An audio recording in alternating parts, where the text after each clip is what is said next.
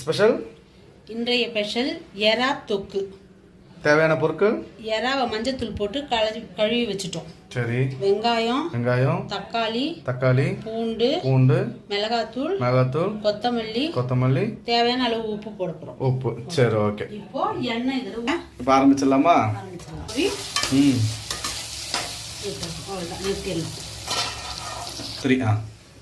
வெறும் கொத்தமல்லி தழையை மட்டும் எடுத்து மேல அப்படியே சமையலுமா அவ்வளோதானா?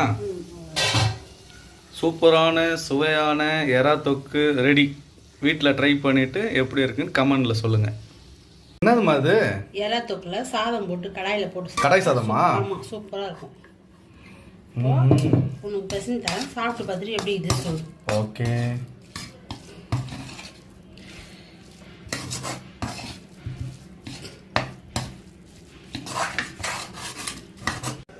சாப்பிட்டு பார்த்துட்டு எப்படி இருக்கு சொல்லு. பிரியாணி மாதிரியே இருக்குது. சாப்பிட்டு. கடாய் சாதம் சூப்பராக இருக்கும்.